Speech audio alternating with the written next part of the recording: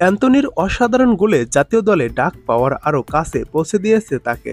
দেখুন, ম্যানচেস্টার ইউনাইটেডে থাকতে অ্যান্থনির দুর্দশার কথা সবারই জানা।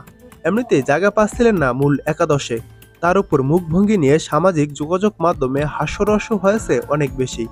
চলতি বছর লোনে রিয়াল বেতিসে যাওয়ার পর থেকে যেন নিজের ডানা আবিষ্কার করেছেন এই ব্রাজিলিয়ান তারকা। একের পর এক অসাধারণ গোল করে ফুটবল বিশ্বকে জানান দিচ্ছেন নিজের নাম। শুক্রবার রাতে লা লিগার ম্যাচে অ্যান্থনির একমাত্র গোলে ভ্যালেন্সিয়ার সাথে ১-১ গোলে ড্র করে রিয়াল বেটিস। ম্যাচের সবচেয়ে বেশি রেটিং অ্যান্থনির ৪.৭, সঙ্গে করেছেন ১ গোল। পুরো ৯০ মিনিট খেলে ২টি শট নিয়েছেন রিয়াল বেটিসের এই তারকা। এর মধ্যে চমৎকার একটি গোল করেন অ্যান্থনি। ম্যাচের ৪০তম মিনিটে গোলটি আসে তার কাছ থেকে। গতকাল ভ্যালেন্সিয়ার বিপক্ষের ম্যাচের এই অ্যান্থনি এক কথায় অপ্রতিরোধ্য। ৪০ মিনিটে গোল করে রিয়াল বেতিসকে লিড এনে দিয়েছিলেন তিনি। এরপর লিড ধরে রাখার জন্য ডিফেন্সেও অবদান রেখেছেন।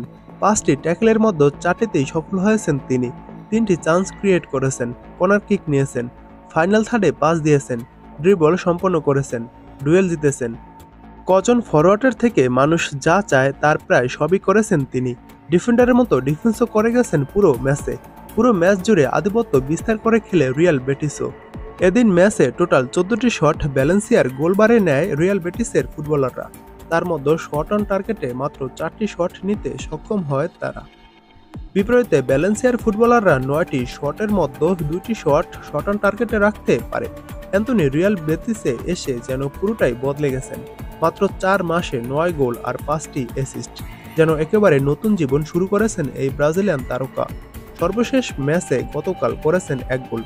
বেটিসে আমি ঘুমাতে যাওয়ার সময় খুশি থাকি, ঘুম থেকে উঠেও খুশি থাকি, সারাদিনই হাসি খুশি থাকি। এসব বলেই বুঝিয়ে দিয়েছেন তিনি কতটা স্বাচ্ছন্দ্যবোধ করছেন নতুন ক্লাবে। ভবিষ্যৎ নিয়ে নিশ্চিত কিছু না জানালেও এই মুহূর্তে বেতিসেই তিনি দারুণভাবে সময় উপভোগ করছেন। তাই আশা করা যাচ্ছে কার্লো আনচেলত্তির অধীনে আগামী ২৬ তারিখ কল অফে অ্যান্থনিকে হয়তো দেখা যাবে ব্রাজিলের স্কোয়াডে।